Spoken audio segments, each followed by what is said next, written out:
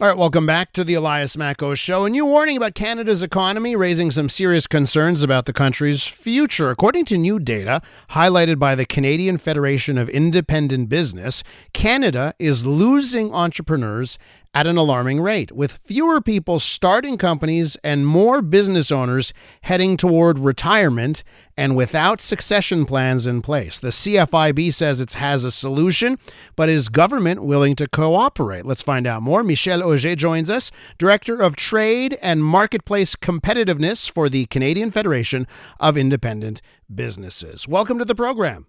Hi, thanks for having me. So, listen, you heard my intro there. But why don't you tell our listeners here just how bad it is and why they should be concerned?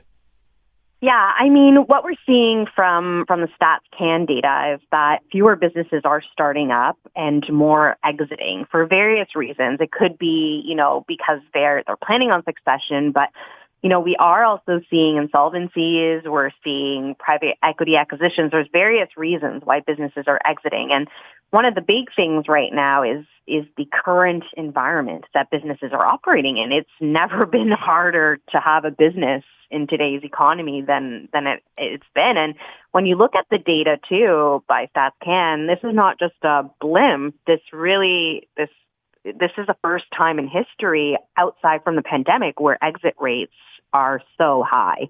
So you say it's never been harder. Why has it never been harder?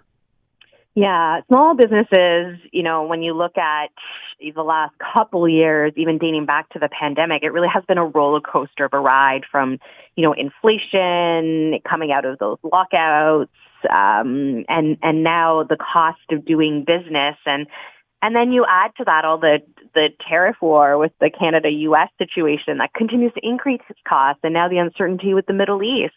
Every operating line of a budget has increased over the last couple of years, and there really is no cost reprieve. We saw last week the Quebec government and the new premier, Christine Fréchette, announced a substantial decrease in taxes for small businesses. Has there been any corresponding moves by the federal government on that front? Super exciting news. We're seeing provincial governments, even in Ontario, make similar announcements. But federally, it is part of our ask. We want to improve the tax and cost competitiveness here in Canada. And the current small business tax rate, is quite high. And we've been asking them to bring it down to 6%, a little, lower and more in line to what all the provinces are doing in order to sort of put money back in businesses, and so that they can invest in their staff and continue to grow and thrive. And right now, the biggest thing has to do with the amount of costs they've been hit with. Now, the current government, the federal government, has been talking a great game. They talk about building a strong economy, and building. They're talking about building, and they're talking about our strength, on and on and on. I just wonder if you feel that there's actual results behind the messaging. Has there actually been any concrete measures or results to go along with those words? And, when we ask our members how they feel about these large-scale investment and projects that have been made to invest in the, one Canadian economy, most of them are for those investments of, putting in those large infrastructure projects. But what really is missing from this federal government's narrative is the fact that small businesses are essentially forgotten. So we're seeing a lot of investment deals. We're seeing big nation-building projects, corporate partnership, but small businesses feel like they're being left out, and they're navigating all these rising costs, red tape, and so much economic uncertainty that, it seems like they're an afterthought in the policy discussions happening here in Ottawa. Anecdotally, and you mentioned it as well off the top, I've seen stories, read stories about successful Canadian businesses. Small businesses, they're successful, they make a profit, they're well run. But the current owner is 60, 70, 80, and they want out. They just, they want to retire, or they're getting too old for that kind of stuff. And there's no one there to take the reins. And I'm just wondering, what's that really about? Because, when it's one thing to start a business from scratch, boy, is that a tough road. But to hear there's nobody there to take over money-making businesses, man, that's a head-scratcher. What's going on? Yeah, so that's certainly part of the challenges with succession planning here in Canada. We are hearing that same sort of narrative anecdotally from a lot of our members. But you know what's interesting? When you start looking at data, we do see that Canada's entrepreneurship crisis is not really due to the lack of interest. There are Canadians that would like to go into business, that would like to start a business, but the issue is the lack of follow through, and that's driven by all the barriers that exist in Canada in running a business, the high cost, the complexity, this fear of failure, and that sentiment really is also felt by a lot of our members who say, you know, they would not recommend. 55% have said they wouldn't recommend to their family or their friends to start a business in today's environment. With Michelle Auger from the Canadian Federation of Independent Businesses. So, Michelle, give us what you need done. Give us what you want action-wise here, not words. What action would you like to see happen?